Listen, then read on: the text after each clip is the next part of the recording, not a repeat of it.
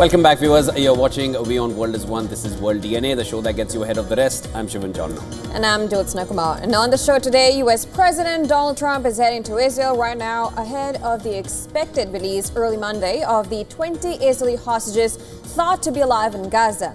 Now, nearly 2,000 Palestinian prisoners and detainees in Israel will also be freed as part of the first phase of the U.S.-brokered ceasefire deal. We'll bring you all the details from the ground on the show.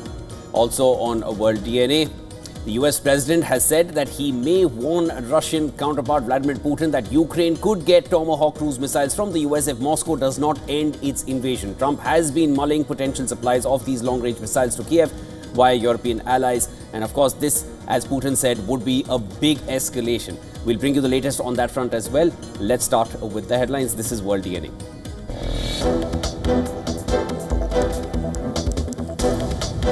Hamas expected to release all living hostages held in Gaza today. Israeli government says it is preparing to exchange about 2,000 Palestinian detainees in the ceasefire deal's crucial next phase.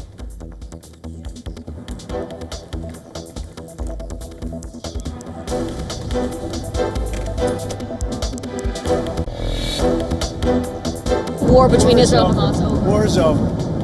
The war is over, okay? Do you understand that?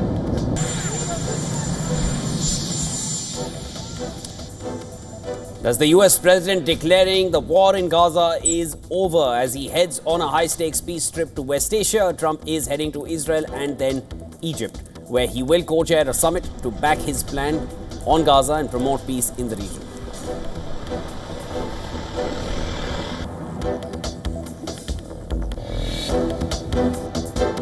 Might say, look, if this war's not going to get settled, I'm going to send them Tomahawks. I may say that. The Tomahawk is an incredible weapon, very offensive weapon.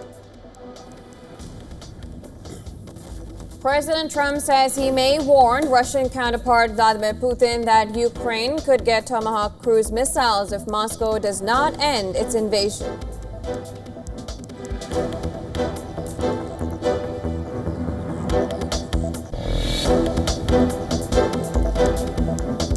Pakistan says anyone providing a shop, house or employment to any illegal Afghan nationals will also be considered a criminal. The directive comes after deadly clashes at the cross-border along the Pakistan-Afghanistan region.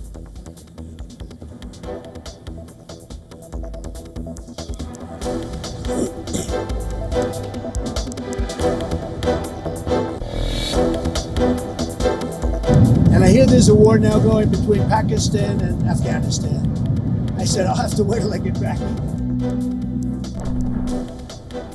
President Trump says he has heard about a new war between Pakistan and Afghanistan, says he is good at solving wars, but this one will have to wait till he gets back from West Asia.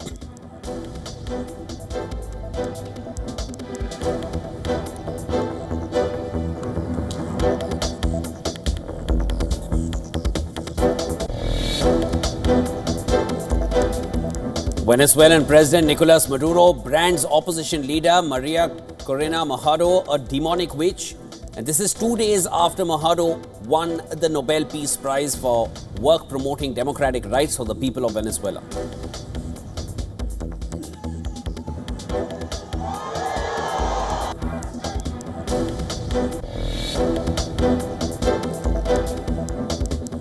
The French court will set the date for former President Nicolas Sarkozy's imprisonment on Monday. He has been sentenced to 5 years in prison for criminal conspiracy linked to illegal financing of his 2007 presidential campaign with funds from Libya.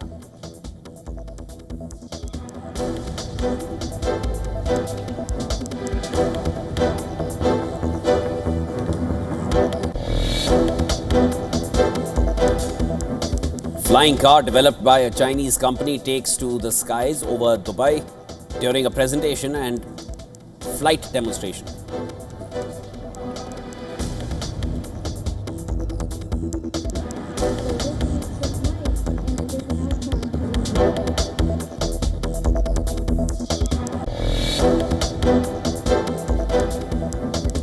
Ethereum and Bitcoin reverse losses to rise sharply after President Trump softened his stance on China. Ether extended gains by 11%, taking its recovery to 20% since Friday's lows. Bitcoin gained over 5%.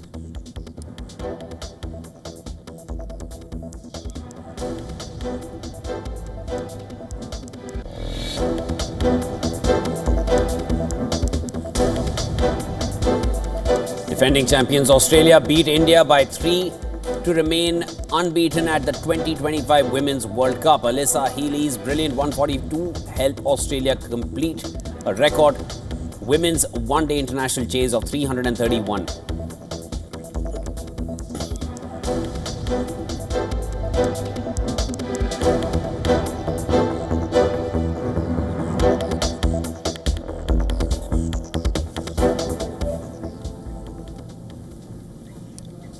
And U.S. President Donald Trump has declared that the war in Gaza is over as he heads on a high-stakes trip to West Asia. And of course, this is ahead of the expected release of the 20 Israeli hostages thought to be alive in Gaza, scheduled to take place today. Benjamin Netanyahu, the Prime Minister, has not gone so far as to say the war is over. In your view, is the war between Israel and Hamas over? War is over. The war is over, okay? You understand that? The key U.S. officials are traveling with him, including Secretary of State Marco Rubio, Defense Secretary Pete Hegseth, and CIA Chief John Ratcliffe. Now, while speaking to reporters aboard Air Force One at the beginning of what he called a very special visit, Trump dismissed doubts about the ceasefire holding. Is the ceasefire going to hold? Are you confident the ceasefire will hold? Say it. Are you confident that the ceasefire is going to hold? I think so. I think it's going to hold. I think people are a lot of reasons why it's going to hold, but I think people are tired of it. It's been centuries, okay? Not just recent. It's been centuries. I think people are tired of it. Yeah, the ceasefire is going to hold. And Trump said that a board of peace would quickly be set up for Gaza, which he said looked like a demolition site as of now. He also praised the roles of Israeli Prime Minister Netanyahu and Qatar, one of the mediators, and Netanyahu called for the release of the hostages to be a moment of unity. Now, 20 of the Israeli hostages are believed to be alive, and Hamas is also due to hand over the remains of up to 28 deceased hostages. Israel should also release around 250 Palestinian prisoners and 1,700 detainees taken in from Gaza, while increased amounts of aid should enter the strip. Now, Netanyahu hailed what he called tremendous victories, but warned that the enemies were rearming. The battle is not over. There are still very serious security challenges ahead. Some of our enemies are trying to recover so they can attack us again. And as we say here, we're on it. There are also unprecedented opportunities, precisely because of the victories we've achieved. I am convinced that together we will overcome the challenges and realize the opportunities. Now, Trump will land in Israel on Monday, where he will address the country's parliament, the Knesset. From Israel, Trump will head to Egypt, where he and President Abdel Fattah el-Sisi will co-host a summit of more than 20 world leaders to back his plan to end the Gaza war. Iran, however, has said that neither its President Masoud Pezeshkian nor Foreign Minister Abbas Araghchi will attend the summit after confirming an invitation from the host country. Now, Araghchi on social media wrote, neither Pezeshkian nor he can engage with counterparts who have attacked the Iranian people and continue to threaten and sanction them. Washington briefly joined Israel in attacks that targeted Iran's nuclear sites during a 12-day war in the month of June.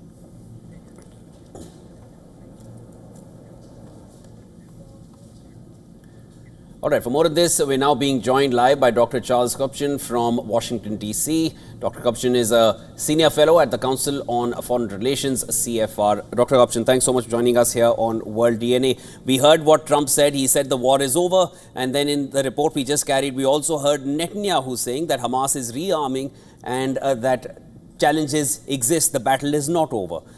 Trump says Gaza war is over. Netanyahu saying battle is not over. Is the war over? You know, I would say it's too soon to say that it is over in a definitive and lasting way. The way that this deal was structured, they took those parts that Israelis and Hamas could not agree on and they pushed them off to the side. And in doing so, they were able to strike a narrow deal that the fighting would stop, that Hamas would release those hostages, both dead and alive, that they still have. We'd have about 2,000 prisoners and detainees released by Israel, and the aid would start to flow in. The separate issues that have yet to be decided upon: will Hamas disarm? Will Hamas agree not to have a governing role in Gaza? Will Israel withdraw from all that part of Gaza that it still occupies? It has pulled back, but it is not pulled out. So there's some very difficult conversations that are going to be taking place in the weeks and months ahead, but there's no question this is a very important compromise, this ceasefire, and it is a needed pause for all, and hopefully a permanent pause. Right, and on that point, Israel is still in Gaza. We have Hamas as well that are kind of taking hold of some parts of Gaza as well. And the next thing, of course, comes at who is going to be taking over Gaza, what's going to be the future of Gaza. And then, of course, we'll have the summit, which might probably be discussing on that, actually will be discussing on that. And there is an impressive list of countries that are participating, and most of them are also the ones who have talked about two-state solution. Now, another point is Israel is not taking part in it. So when it comes to the solution about what is going to happen to Gaza after that, what are we expecting from this summit to take place? Well, it's kind of odd that Israel is not participating, given that Israeli involvement and its really agreement on the long-term vision for Gaza is critical here. So we need to understand a little bit more about why the Israeli prime minister and the president do not seem planning to attend. But I do think that what you'll see at this summit is a discussion about where we go from here, and in particular, the idea of a stabilization force. Who's going to participate? Who's going to begin to put money forward to rebuild Gaza? What is the political vision for the long-term governance of Gaza? We're hearing that the Palestinian Authority will begin to have some role in Gaza. When will that happen? How will it happen? Might Hamas, if it disarms and agrees to enter a political process and to represent its views nonviolently and politically, will they have some sort of role in that post-conflict governing structure? I think these are the kinds of issues that will be discussed. And there's no question in my mind that Trump is going to Israel because he deserves credit for this and he wants to be seen as the peacemaker. Absolutely. Dr. Kapchan, there's no doubt that this is a positive step forward, but as you correctly mentioned, it's a narrow deal. They've reached some step which had to be taken. To call that the war is over, it's a bit premature. But there are a lot of pressing issues which needs to be ironed out. And Israel's absence from the summit in Egypt is only raising more questions. So we'll just wait to watch and what happens next. It's going to be starting, Trump will be in Israel soon, and there will be more to discuss after that. That was Dr. Charles Kapchan joining us here on World DNA. Pleasure having you on the show, sir. Bye-bye. All right, let's move further from here. Of course, as far as the US is concerned, as far as Gaza is concerned, things seem to be uncertain, but we are going to be tracking that soon. As of now, US President Donald Trump says that he may offer long-range Tomahawk missiles to Ukraine if Russian President Vladimir Putin does not end the war. Another war front. Trump told reporters aboard Air Force One that he and Ukrainian President Zelensky discussed Kiev's requests for weaponry, including Tomahawks and Patriots. Well, Trump said that Ukraine needs Patriot missiles and would like to have Tomahawks as well. When asked whether he will send Tomahawks to Ukraine, Trump did not commit, but then he said that he might speak to Russia about it first. Listen to this. Might say, look, if this war's not going to get settled, I'm going to send them Tomahawks. I may say that. The Tomahawk is an incredible weapon, a very offensive weapon. And honestly, Russia does not need that. They don't need that. Yeah, I might tell them that if the war is not settled, that we may very well do it. We may not, but we may do it. Now, Trump also added that President Putin would look great if he got the war settled, and he thought that Russian leader is going to settle it. He then warned that if Putin does not settle the war, it is not going to be good for him.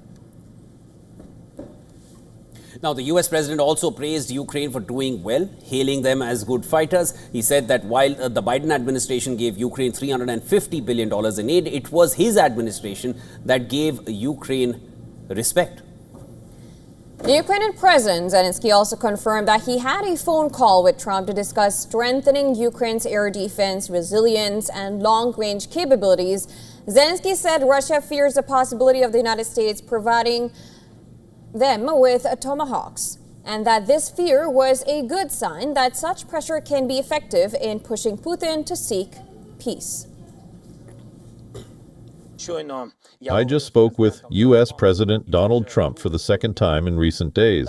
We are working closely with the United States to strengthen ourselves, our air defense, all our defensive capabilities, primarily Patriots, other systems, as well as our active operations and long-range capabilities.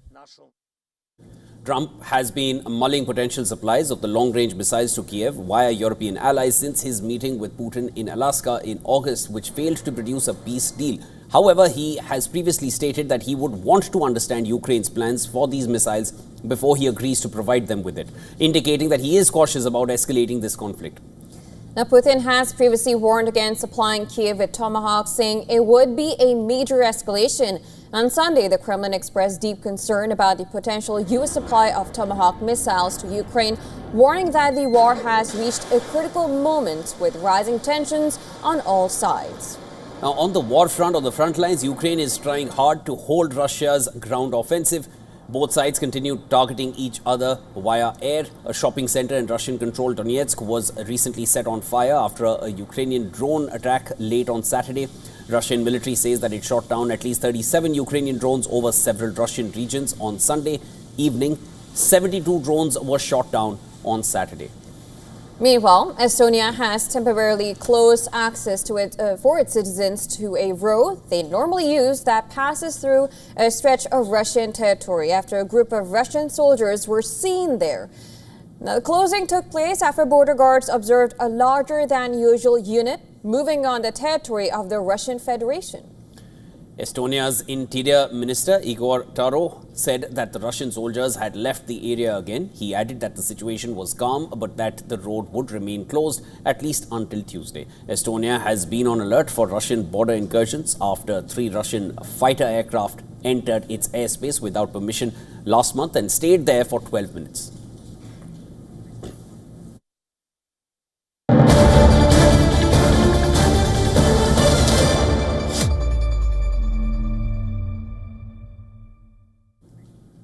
Breaking news just coming in. Political drama is unfolding in Pakistan's Khyber Pakhtunkhwa province. And this is just hours before the assembly, which was due to meet to elect a new chief minister, citing mismatch in 2 sets of resignations tendered by outgoing Chief Minister Ali Amin Gandapur. In the latest, Governor Faisal Karim Gundi claimed that the resignation of Gandapur could not be accepted, and he is returning the documents seeking further clarity. Now, according to the governor, he received 2 different resignations from Gandapur, but the signatures on both letters were inconsistent. He has now asked Gandapur to visit the governor house on October 15th. Khyber Pakhtunkhwa is the only provincial government led by former Prime Minister Imran Khan's PTI. Khan has named Sohail Afridi to succeed Gandapur. Afridi was expected to be elected by the assembly today, that is 13th of October. Remember, it was Governor Kundi who in the past had said that he hadn't received Gandapur's resignation despite the chief minister office, and Gandapur himself saying that they had already delivered them. Now, Gandapur, who has been the chief minister since 2024, had resigned from his post on Imran Khan's directive. Before this, the idea of a no-confidence motion against him was also floated, but the idea was abandoned after Gandapur's resignation. Now, the question does remain whether a no-confidence may be brought in now. Gandapur announced earlier in the week that he announced last week that he was stepping down as Khyber Pakhtunkhwa Chief Minister, making way for Imran Khan's choice, Sohail Afridi. The PTI confirmed the move on its official X account, adding that it was done in complete alignment with Khan's instructions, and the decision was taken in light of worsening terrorism situation in the northwestern province. Now, the shakeup comes after months of internal turmoil within the PTI, including a public feud between Gandapur and Imran Khan's sister, Alima Khan. The two traded allegations, with Gandapur accusing Alima of trying to divide the party, and Alima claiming he had told her brother that she was working with the establishment to hijack the PTI. Now, people were just joining in. Political drama is unfolding in Pakistan's Khyber Pakhtunkhwa province just hours before the assembly was due to meet to elect a new chief minister. And this new chief minister was being elected, citing mismatch in two sets of resignations tendered by outgoing Chief Minister Ali Amin Gandapur. We will be tracking these developments closely for you, because in the latest, Governor Faisal Karim Gundi claimed that the resignation of Gandapur could not be accepted, and he is returning the documents, seeking further clarity.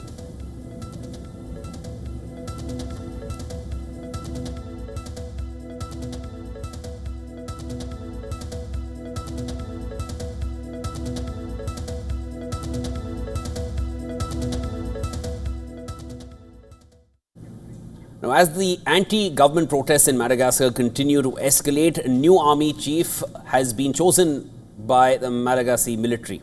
The Madagascar's Armed Forces Minister has recognized General Demosthene Piculas as the new head of the army. He was chosen by members of the CAPSAT, an elite military unit which has joined the anti-government protest that is going on in the country.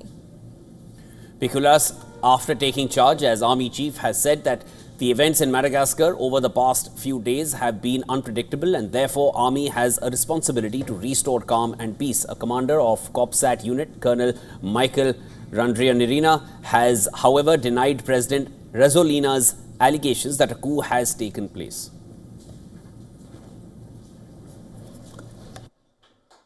Coup d'etat? I don't think so. I don't think there was a coup d'etat. I always responded to foreign journalists that the army has just shown the Malagasy people that the army still exists. On Sunday, President Rajoelina had claimed that an attempt to grab power by force was underway after troops from the elite CAPSAT unit urged fellow soldiers to disobey orders and back the demonstrators.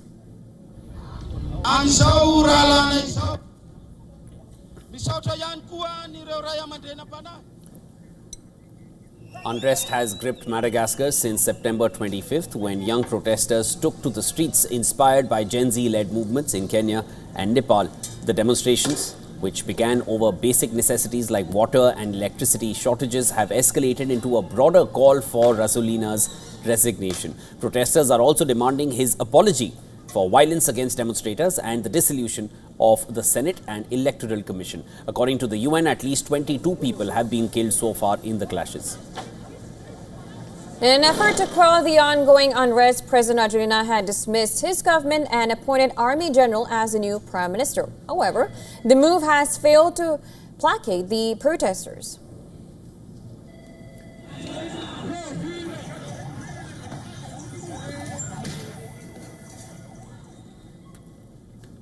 And a major cyber attack has rocked Australia's flag carrier, Qantas Airways. Hackers have reportedly released 5.7 million customers' data on the dark web, and the airline confirmed that the data stolen during a July cyber incident, and this is according to Qantas Airlines. The breach originated from a third-party platform, cloud company Salesforce. That is how it exposed information such as names, email IDs, frequent flyer details, and in some cases even birth dates, addresses, and phone numbers. Now, earlier, the hackers had stolen nearly 1 billion records from about 40 global firms, including Toyota, Disney, and IKEA, and thereafter hackers demanded ransom. The report suggests the group tricked company IT desks by posing as employees to gain access. Qantas says no credit card, passport or login data was compromised, and the airline has obtained a court order to stop further data sharing. Qantas says it's working with Australia's Cybersecurity Centre and Federal Police. Affected customers have been offered identity protection and 24/7 support. Qantas says that it has tightened monitoring and staff training since the breach.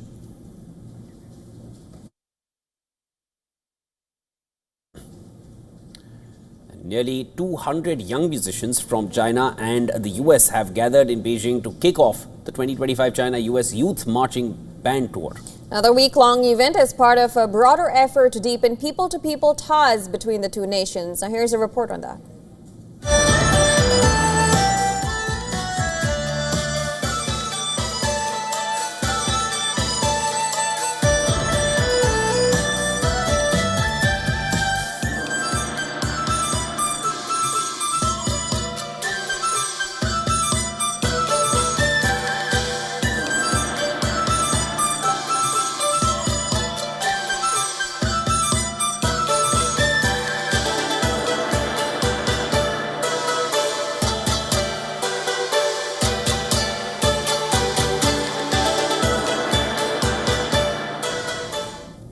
All right, well, it's now time for a very short break on World DNA. Don't go anywhere. On the other side, Bihar is heading for assembly elections in less than a month.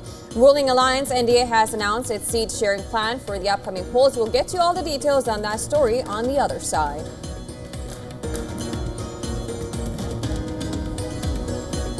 Also on World DNA on the other side, defending champions Australia beat India by 3 wickets to remain unbeaten at the 2025 Women's Cricket World Cup. We'll get you all the details on that as well. Keep watching Beyond World is One.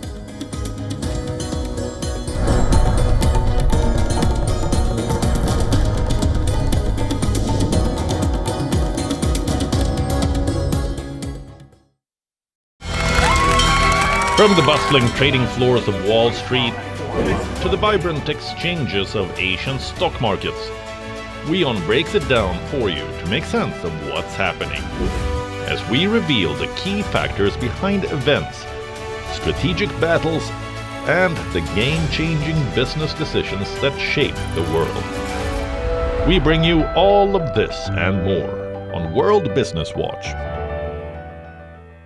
WION Health Resort is unique, the only one of its kind. Experience the 4 paths of natural wellness: yoga, Ayurveda, acupuncture, and naturopathy. Each uniquely customized program improves the whole person to make every person whole. Come to WION Health Resort. Make your reservation at WION.com. WION, India's global voice, the channel that brings you the biggest stories from across the world through India's lens. Now available in more than 190 countries worldwide, because we believe that the world is one. Watch us in Africa, Europe, USA and Canada, South America, Asia Pacific, Middle East and North African regions. Also available on these digital platforms across the world. WION, World is One. Where darkness hides behind every corner. Where the truth is stranger than fiction. A show that dives deep into the stories which shock and mystify. Unsolved murders. Psychopaths who defy explanation. International war crimes. And millions swindled in financial fraud. The victims, the accused, and the sinister plot. Prime Crime is your front row seat to darkness.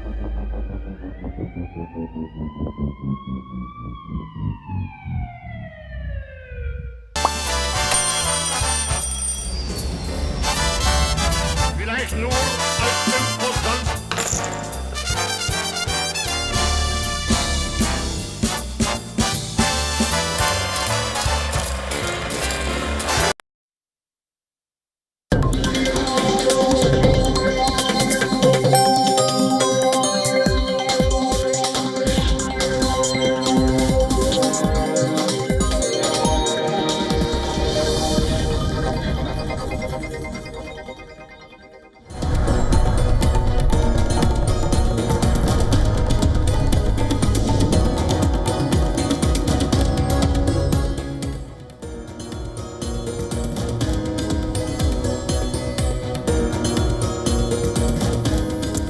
Welcome back, viewers. You're watching World DNA with Jyotsna. I'm Shivan. Lots more to discuss. Let's start with the headlines.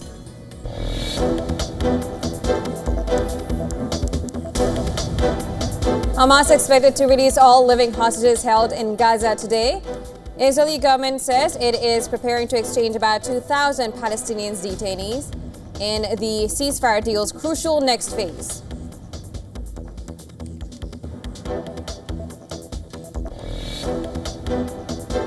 War between Israel and Hamas over. War is over. The war is over. Okay, do you understand that? Donald Trump declares the war is over in Gaza as he heads on a high-stakes peace trip to West Asia. Trump is heading to Israel and then Egypt, where he will co-chair a summit to back his plan on Gaza and promote peace in the region.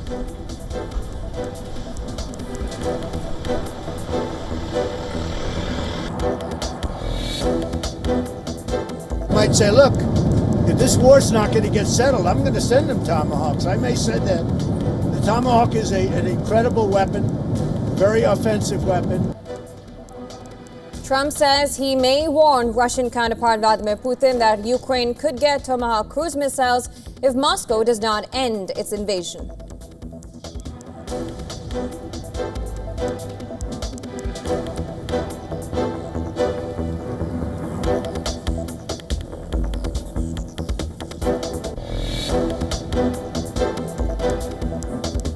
Pakistan says anyone providing a shop, house or employment to any illegal Afghan nationals will also be considered a criminal.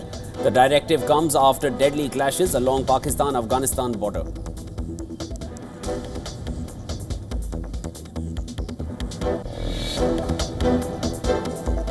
And I hear there's a war now going between Pakistan and Afghanistan. I said, I'll have to wait till I get back. President Trump says he has heard about a new war between Pakistan and Afghanistan, says he is good at solving wars, but this one will have to wait till he gets back from West Asia.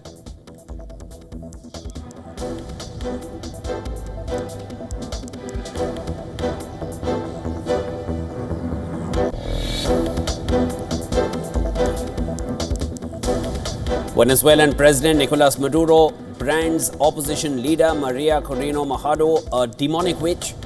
This is 2 days after Machado won the Nobel Peace Prize for her work promoting democratic rights for the people of Venezuela.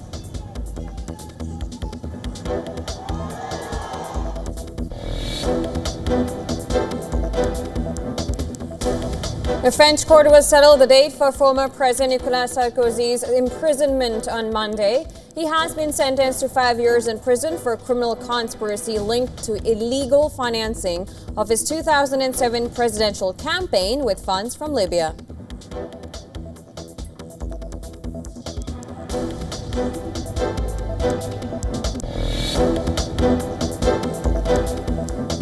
Flying car developed by a Chinese company takes to the skies over Dubai during a presentation and flight demonstration.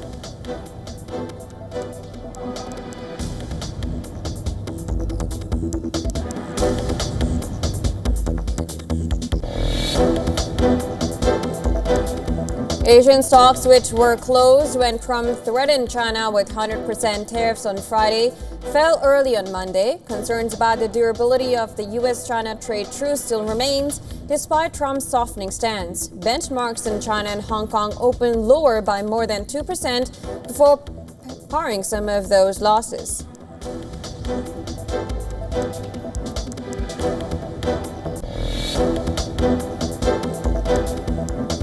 It was a fairy tale run for world number 204 Valentine Vacherot in Shanghai. The 26-year-old upsets his cousin Arthur Rinderknecht to become the lowest ranked player to win an ATP 1000 event.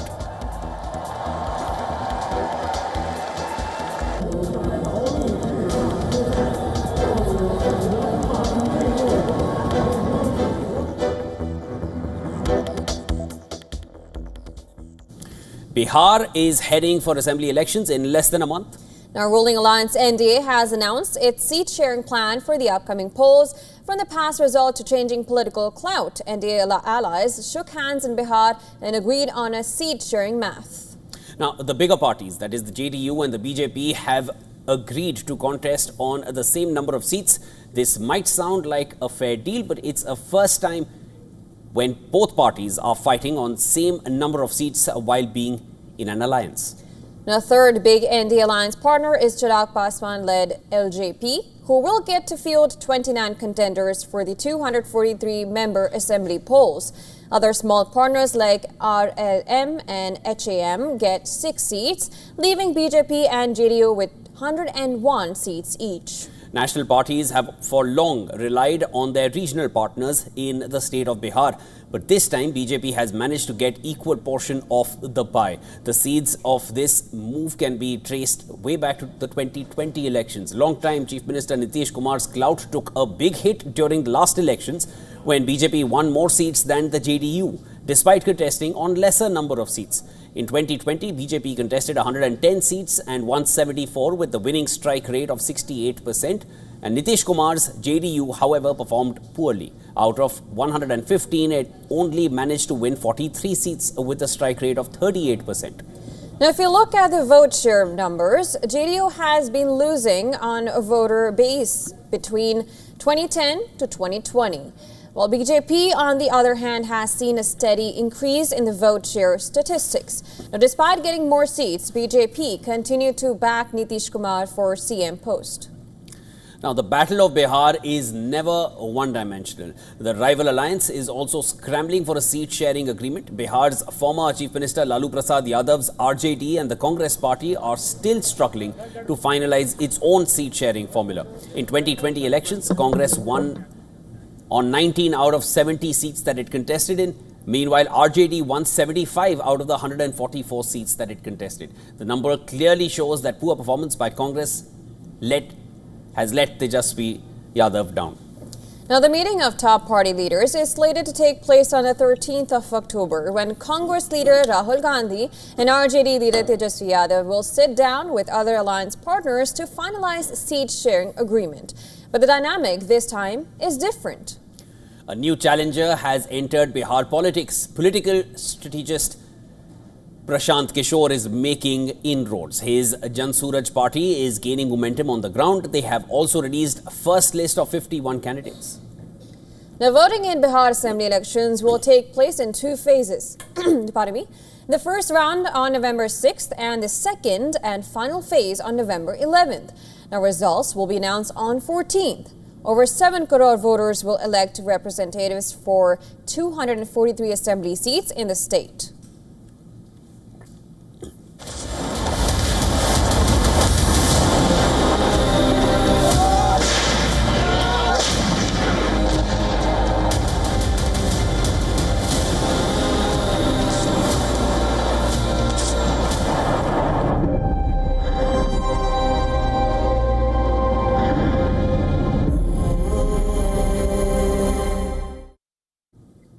Now, tensions are boiling between Pakistan and Afghanistan.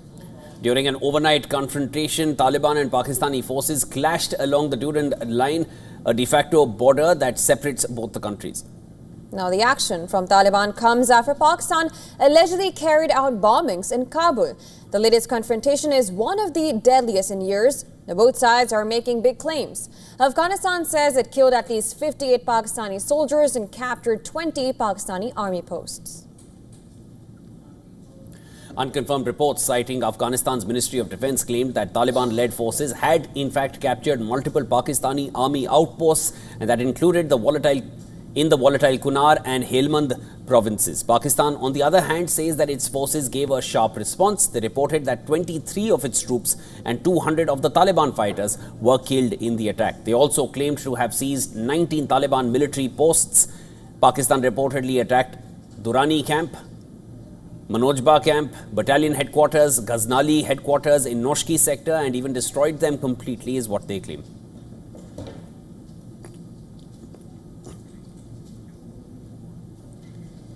Now, according to the Afghan Defense Ministry, Pakistani sides, facilities and equipment were destroyed in the attacks. Taliban officials from several border provinces confirmed clashes in Kunar, Nangarhar, Paktia, Khust and Helmand provinces. The attacks were halted after mediation from Qatar and Saudi Arabia, but Taliban has issued a stern warning to Pakistan saying that it will respond if Islamabad violates Afghanistan's territorial integrity. It should be clear to everyone that Afghanistan has the right to defend its territorial and aerial sovereignty and will not leave any aggression unanswered. Pakistan's Prime Minister Shehbaz Sharif condemned Afghanistan's operation. He accused Taliban government of harboring terrorists, vowed a strong and effective response to future aggression. The border between both the countries remains closed for now. Pakistan and Afghanistan.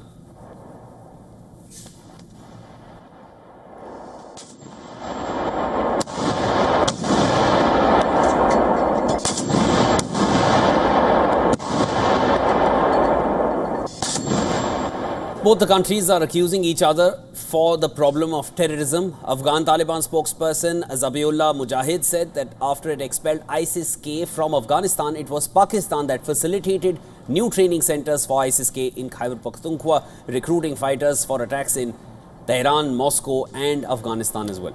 The Pakistan claims Afghanistan is sheltering TTP fighters, the organization that has strong footholds inside Pakistan's Khyber Pakhtunkhwa province. Refuting this claim, Afghanistan's Foreign Minister Amir Khan Muttaqi says the fight is happening deep inside Pakistan.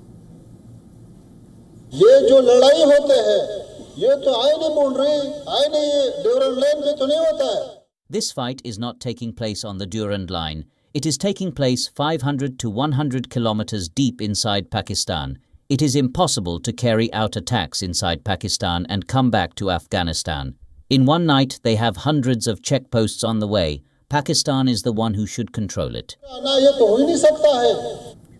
Tehreek-e-Taliban Pakistan is carrying out frequent attacks against the Pakistani army since 2021. The group is growing its influence in Khyber Pakhtunkhwa. TTP attacks against Pakistan forces have gone from 98 in 2021 to a whopping 470 in 2024. Now, the Pashtun-dominated region remains a point of contention. Taliban officially does not recognize the Durand Line, and centuries-long cultural ties between the people living on both sides of the border makes control and administration of the region very difficult.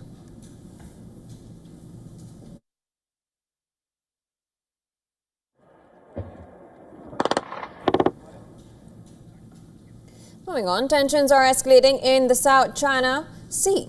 China and Philippines, they are both trading blame against each other after their boats clashed in the disputed waters. The images released by the Philippines Coast Guard shows Chinese ships shadowing and blasting water cannons at Philippine ship near Sandy Cay, which is a part of the Spratly Islands, an area which is claimed by both China and the Philippines.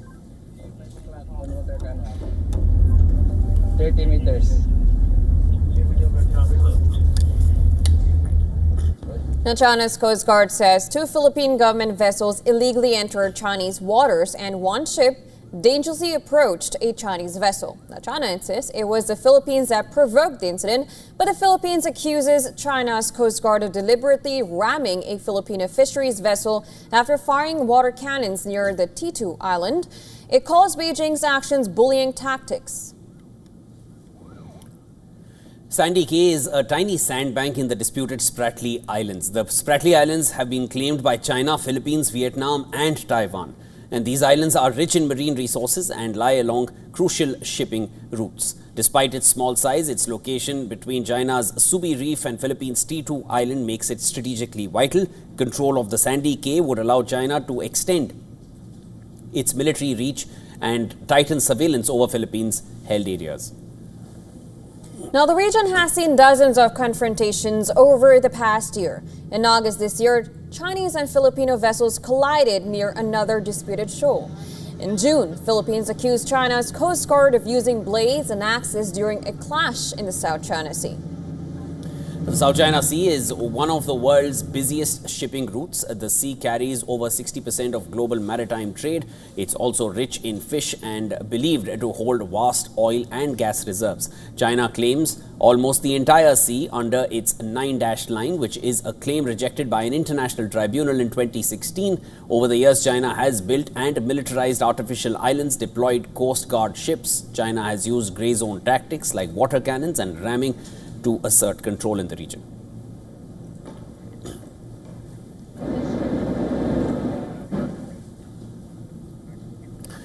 And Beijing is glowing bright as the 2025 Chaoyang International Light Festival kicks off at Chaoyang Park.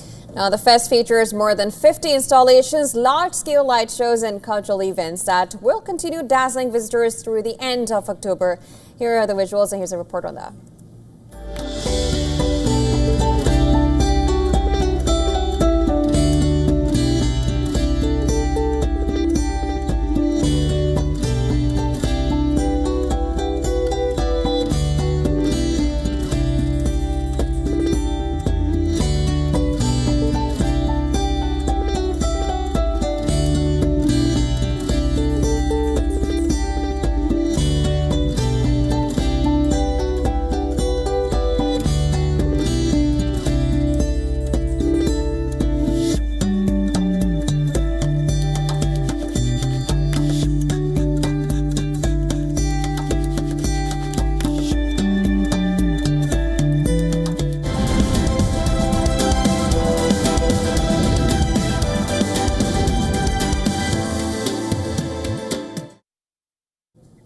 Now, from Paris to Tokyo, budget battles are back in the driving seat in the global bond markets. In the next report, we break it down and look at what it means for central banks. We also deep dive into another week of US shutdown and the global economy. Take a look.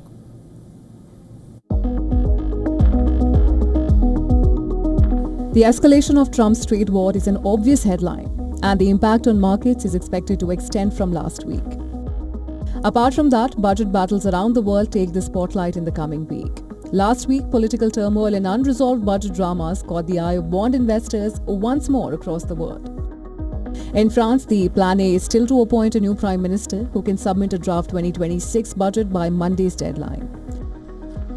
Now, that's to give Parliament 70 days to deliberate. But let's face it, the odds aren't any kinder to the next prime minister than the last. Plan B will be parliamentary elections, but that does not guarantee a break in the deadlock either. Polls suggest no one party wins a majority. That probably leaves 2026 looking much like 2025. The current budget rolling forward, keeping deficits north of 5% of GDP. For Germany, the vibe shift around the long-trailed German budget bazooka optimism has cooled. The big infrastructure push increasingly looks like a 2027 story and not 2026. There are capacity constraints as well, like finding the people to build the new stuff. The real question is, can fiscal policy still deliver a cyclical lift to the ailing industry? The fiscal miracle should still arrive, but analysts flag the risk of a second straight quarter of negative growth. That situation is eerily similar to Britain. The UK has its own fireworks coming up with November's autumn budget. Now, this matters enormously for Bank of England rate cut prospects, which markets have all but priced out. Tax hikes are inevitable, but do they kick in next year? Do the major revenue raisers like income tax go up? And crucially, do tax hikes push up measured inflation? All this at a time when the BOE is obsessing more about current rates of inflation. The prospect of fiscal tightening in 2026 spells more rate cuts than markets now expect. And gilt yields should eventually come lower too. America's budget situation remains precarious. The deficit looks stuck around 6 to 7% of GDP. The tax bill earlier this year didn't change that much. But the US administration has long argued that tariff revenue would provide an offset. So far, that hasn't happened, or at least they aren't raising as much cash as expected. On paper, taking everything that's been announced puts the average tariff rate at 18%. Actual revenue data shows the effective tariff rate is more like 10%. Tariff revenues have undershot expectations, and that's not great for the deficit, but might explain why inflation hasn't taken off. Revenue should build over time, and so too should the pressure on goods prices. This week's retail inflation should give us an idea. Despite the government shutdown, the US will release consumer inflation. Still, the lingering threat of tariff-induced inflation shouldn't get in the way of further Fed rate cuts this year. But budgets are rarely plain sailing. Better get that popcorn ready. Business Bureau, WION World is one.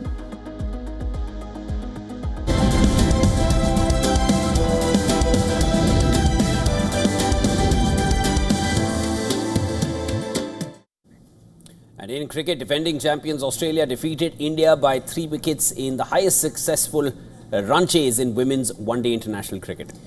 Alyssa Healy scored 152 to lead the holders to a victory in Visakhapatnam. Australia won the toss and opted bowl first, and Smriti Mandhana bounced back from a poor start to the tournament. Now she shared a solid 155-run opening stand with Pratika Rave.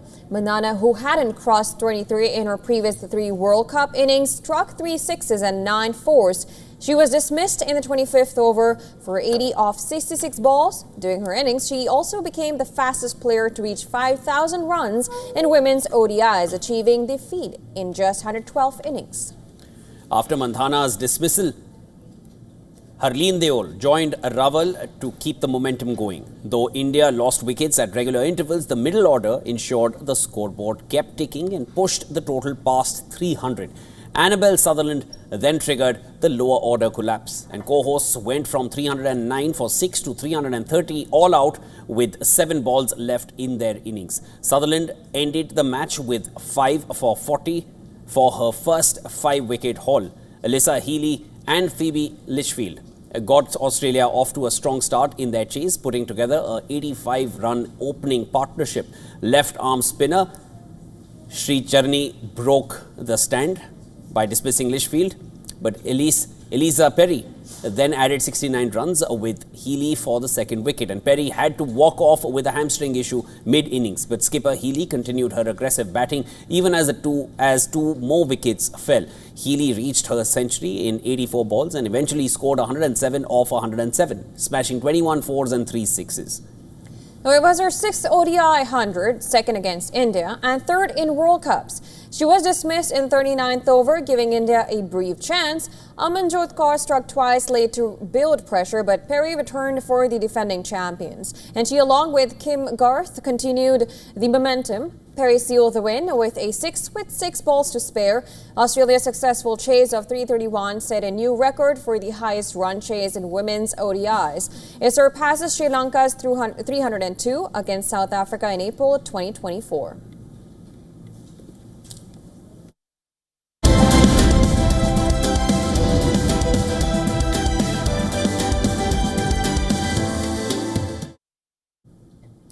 For over 5 decades, Diane Keating graced our screens not as a chameleon disappearing into roles, but as a captivating force.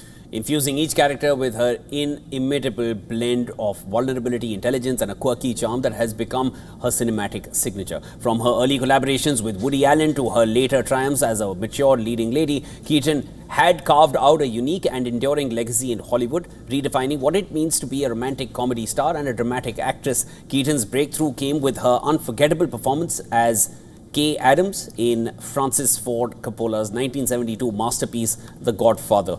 Although it was in a supporting role, she held her own amidst acting titans. However, it was her collaborations with then-partner Woody Allen that truly cemented her status as a generational talent. In films like Sleeper, Love and Death, and most famously Annie Hall, Keating created a new archetype. With her oversized menswear, self-deprecating wit and intellectual curiosity, Annie Hall became a cultural phenomenon. Keating's portrayal earned her an Academy Award for Best Actress. Later, throughout the 80s and 90s, she continued to deliver memorable performances in films such as Baby Room, Father of the Bride, and Marvin's Room. As she matured, Keating embraced roles that celebrated women in their later years, challenging ageism in Hollywood and offering nuanced portrayals of love, loss, and self-recovery.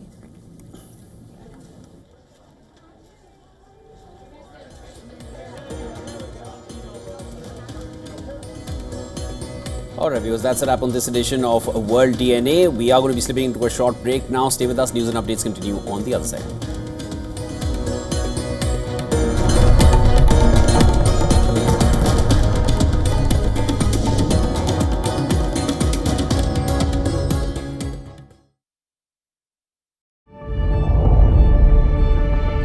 The Earth is sending distress signals. Wildfires, droughts, and melting glaciers. Can we reverse the damage? Explore the harrowing effects of climate change. It's a wake-up call. Global emergency. Climate Tracker on WION World is One. The stress of our world can take a toll on our physical and emotional health. Here, in New York's Catskill Mountains, lies a luxurious place of healing called WION Wellness Center. The WION Wellness Center provides 500,000 square feet of natural methods to manage diabetes, hypertension, chronic pain, obesity, depression, anxiety, and other conditions. We use the traditions of centuries-old natural science from India, yoga, Ayurveda, acupuncture, and naturopathy in personalized programs that help you take charge of your own health. A minimum 5-day stay is recommended for best results. Book now at yo1.com. Rashtriya Swayamsevak Sangh. To some, it's an extreme ideology. To others, it's the very soul of India.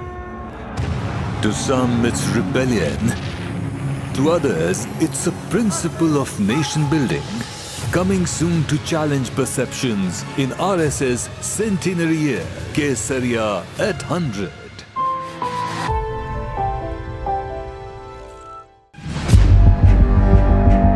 Where darkness hides behind every corner. Where the truth is stranger than fiction.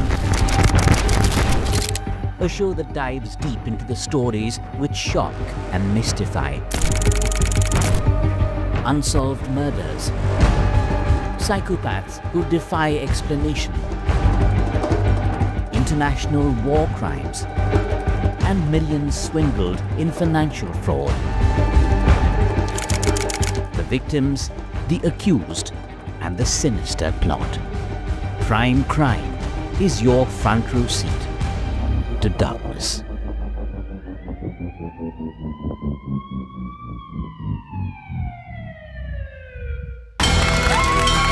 From the bustling trading floors of Wall Street to the vibrant exchanges of Asian stock markets, WION breaks it down for you to make sense of what's happening, as we reveal the key factors behind events, strategic battles, and the game-changing business decisions that shape the world. We bring you all of this and more on World Business Watch. WION, India's global voice, the channel that brings you the biggest stories from across the world through India's lens. Now available in more than 190 countries worldwide. Because we believe that the world is one. Watch us in Africa, Europe, USA and Canada, South America, Asia Pacific, Middle East and North African regions. Also available on these digital platforms across the world. WION, World is One. The Earth is sending distress signals. Wildfires, droughts, and melting glaciers. Can we reverse the damage?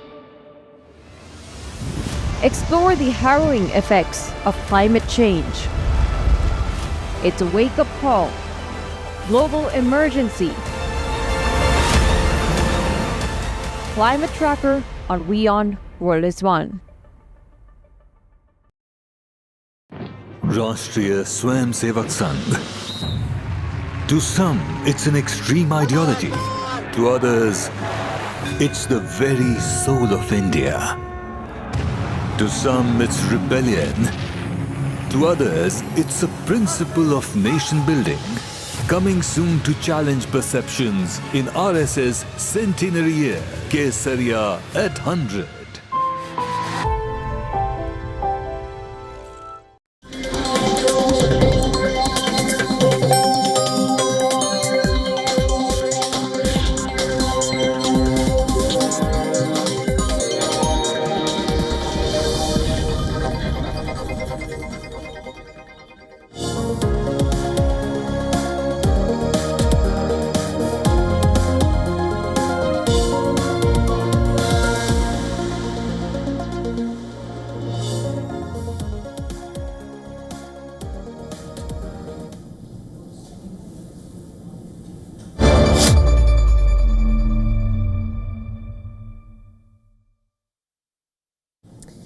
Now we will be going to speed news in a while, but we have some breaking news.